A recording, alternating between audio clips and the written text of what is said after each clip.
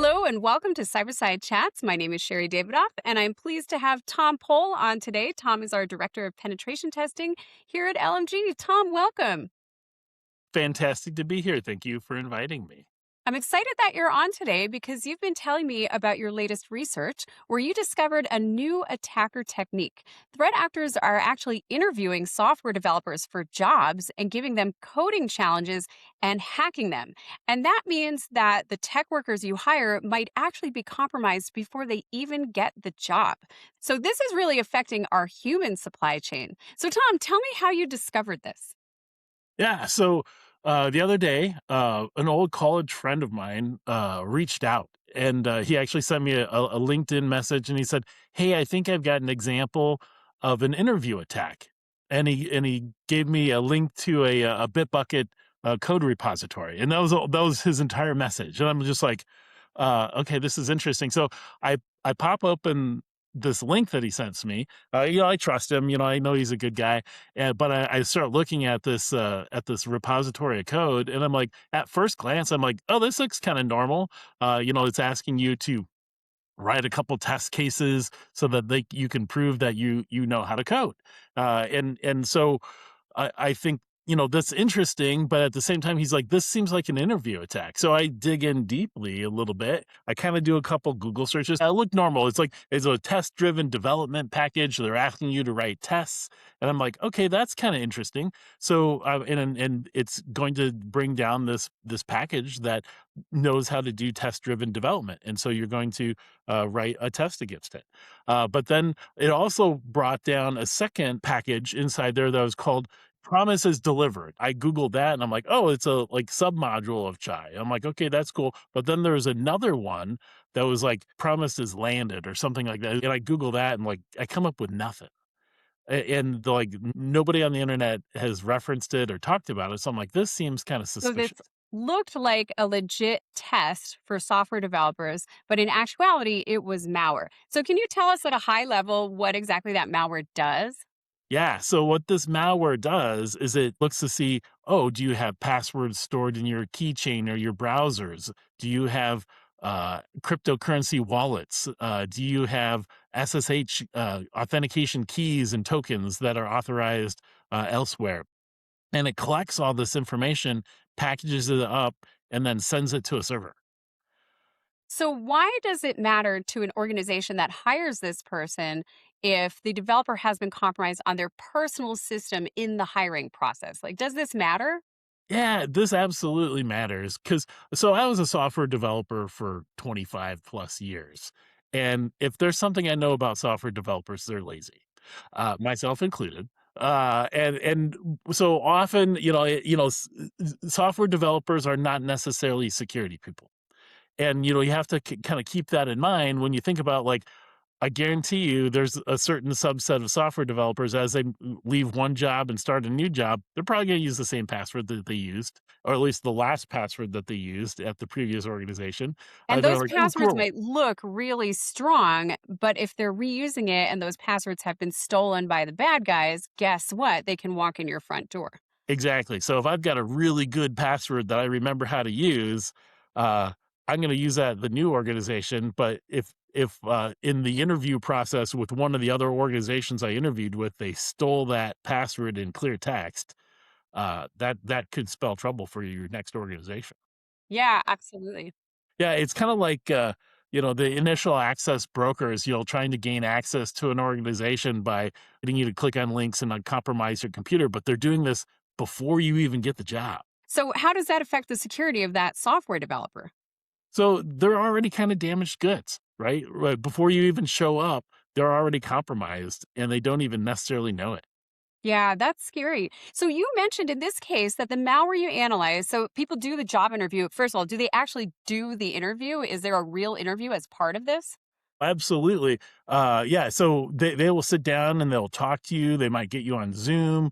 They'll treat it just like it's a regular job interview and be like, hey, as a part of this interview, I want to make sure you know how to actually develop. So I want you to download this set of code and I want you to add some code to it that does, my little task for you. So then you can prove to me that you know how to write code. And so imagine I'm a job seeker. I'm like, "Oh, yeah, they want me to do that. That makes total sense, and I need this job. So I'm gonna go ahead and do what they ask me to do." And it's probably legitimate, right? I've been talking to this person on Zoom. They seem legit. Let's go ahead and do the thing that they're asking me to do. This is kind of the next level after deep fake job candidates, which we've been seeing for the past year or so with, North Korean deep fake workers and so on. Now we have deep fake recruiters that are preying on people's desperation. Yeah. Well, and they're not just like, click on my PDF and I'm gonna compromise you. It's actually, yeah, here, download the software and Right. run it. And it's just like a really intricate way of getting somebody to do that without even thinking that they're doing. Now, you mentioned that the malware isn't persistent, so it runs and then poof, it disappears. Why would they do that? And is it still a problem in that case for future employers? Yeah, so I think that's actually really important aspect of this malware is that it's a smash and grab, right? So they're literally getting on your computer, getting as much stuff as they can, then they get out. And they actually leave it running, for a while, but if you reboot your computer, that malware is not running anymore. And I think, primarily one of the biggest reasons is the threat actor doesn't want you to know that you just got compromised. And so if you start, having losing money out of your bank account, your crypto wallet, or somebody's logging into your Gmail, they don't want you to suspect the interview that you did yesterday as the source of the leak of your passwords. And so I think if this malware were to install itself persistently, if you run an antivirus or something like that on your computer, it's more likely to get caught and flagged than if it was just kind of a once and done. And if you think about things like, what if it's your GitHub access that's been lost, right? Some organizations, when you join their organization, say they're using GitHub, they will take your GitHub identity and add it to their organization. So you're using the same identity, but then now that identity has access to an additional organization. Well, if somebody else has access to your identity, now they've got access to everything that identity has access to now too. So that could really impact your whole software supply chain. If you hire a developer that's been compromised, or if you work with a vendor that has developers who've been compromised, that could affect the security of your software repositories. Is that right? Yeah, that's absolutely true. And then if you also think about it in another way, what happens if somebody's interviewing for a job, they might already be in an organization. They're not necessarily desperate for a job and they're looking to leave. So it's entirely possible. What if they already have access in their current organization? So they might get a twofer, right? They're going to compromise the organization that they're already in, and they're going to compromise the next organization that they're going to. Right. And also the person's personal systems as well. So really, it's a threefer. That's true. Yeah. Well, I'm sure also looking at or hearing about this malware, it sounds like you're already seeing it update and evolve. So, how hard would it be for the bad guys to establish persistence to change that? Yeah, so, I've already seen a couple different examples, and they've significantly changed their tactics. I actually, saw this all in real time. It's kind of exciting to see, the malware authors change their tactics. What's really interesting to me is that there's certain pieces of their tactics that they're not changing, and they're not changing their command and control infrastructure. They're not changing kind of that big encrypted blob that gets downloaded and is kind of the core of the malware. That's not changing, but the upfront delivery mechanism, or the lure, if you will, they're changing that what looks like pretty regularly. Mm.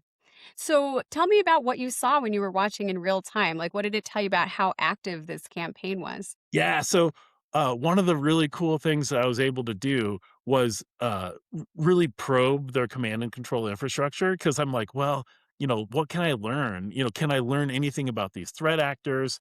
Can I see what kinda data was maybe uploaded? I didn't when I started probing it, I didn't know what to expect. And, one of the things that I was able to do was just establish a persistent connection the same way a victim computer would. And all of a sudden, I start receiving messages unsolicited from their infrastructure telling me every victim that was currently connected, giving me their IP address, their location in the world, the username, the type of operating system and version that they're running. So it was giving me all sorts of information I wasn't even asking for. So I just all I had to do was connect to it, and they start telling me stuff, and I'm Did like, you call the victims and warn them?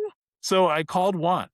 So I say so sometimes it was like the username was like Ubuntu, right? Or like, PC user or something like that. But in one particular case, the username was first and last name, and the location when I Googled them, one person came up. Were you And I like, went "Hey, I'm the internet police, just calling yeah, to let you know your computer's hacked?" I'm here from the internet and I'm from the internet and I'm here to help, right?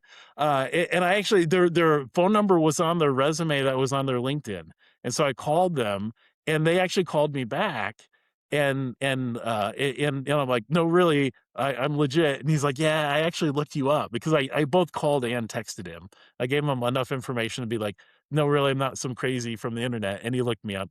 And it was interesting because, his computer was actively connected, and he said, "Well, that wasn't me, but my wife took an interview today, and she used my computer, and she verified that, like, yeah, I get cloned this repository that the recruiter wanted me to do, and I was, running the code that they wanted me to run and modifying it, and that was enough to compromise them." Well, that's really interesting because when you hire someone, you have to think about who else is using their personal computer and who else might be installing applications or running them. And even if you're very tech savvy, having multiple people using someone's computer definitely introduces more risk. Absolutely. Yeah. Nobody's ever had a child say, "Hey, daddy, can I run this on your computer?" They just do it. I know. What if you let your high schooler use your computer? That is like No. extremely risky. The answer is no. Yeah. No. Here's your own Um, device. Yeah. Along those lines, we spend so much time vetting third party vendors and their security. Should we be thinking about job candidates in the same way? That's a really great idea. I don't know that I've ever experienced anything like that, like asking you questions like, you know, "Do you reuse passwords? What's your hygiene look like? Are Do you you using a update your password software? manager?" Yeah, right. How often, yeah, do you identify with the "remind me tomorrow" or "update it right now"? Yeah, exactly. Who knows? There's a million ways you could ask a candidate, like, "How do you feel about, like, fixing and applying software patches?" All right, well, now that I'm scared, let's talk about how we can protect ourselves, both the people who are applying for these jobs as well as those who are hiring them. So, what's first on your list? First on my list would be go passwordless where you can and enforce unique passwords everywhere else. Uh, so basically from a password reuse, yeah, even cross organizations do not reuse passwords. And then wherever you can, you require yourself to use strong phishing resistant MFA, as well as passkeys. 502 hardware tokens, anything app based. Don't use SMS messages. Yeah, absolutely. And I'm glad you mentioned the going passwordless because even if you say enforce unique passwords, that is really hard to do. You can train people, but people will still reuse passwords or use very similar passwords. So I agree with you where you can go passwordless. And also audit your passwords against known breach lists. There are millions, hundreds of millions of passwords, actually, I think billions of passwords out there on the internet. And there are tools you can use to audit them. I know, Tom, when you're conducting penetration tests, you often audit passwords. And when you crack passwords, sometimes you use them to elevate your privileges, for example. So audit your passwords before the bad guys do. And I always go to the dark web first and see if your password's already there. Yeah, that's a great idea. What's next on your list? So vet candidates security the way that you vet vendors, right? Do they run antivirus, EDR? Do they share a device with other people? Are they security conscious individuals? Yeah, exactly. And if you allow BYOD, it's good to know does their device meet your baseline requirements? Do they have a reasonably secure posture? All right. Finally, make sure you're bringing hiring and onboarding into your security program. You want to make sure that threat actors are not contacting your candidates and getting them to run malware and infect their systems before they're ever onboarded into your systems. So make sure that you're thinking about your whole human supply chain security and that you're tackling the issue before anybody ever gets onboarded. All right, Tom, I know you have a white paper out with more technical details. Do you want to let everybody know where they can find that? Yeah, so you can find it on our website at lmgsecurity.com. It'll be in the resources section, and you can go ahead and download that, and it's got a little bit more technical detail that will help really anybody from a job seeker to employer to be better and do better. I love it. Thank you so much for joining us today on Cyberside Chats. Everybody, please like and subscribe, and we'll see you next week.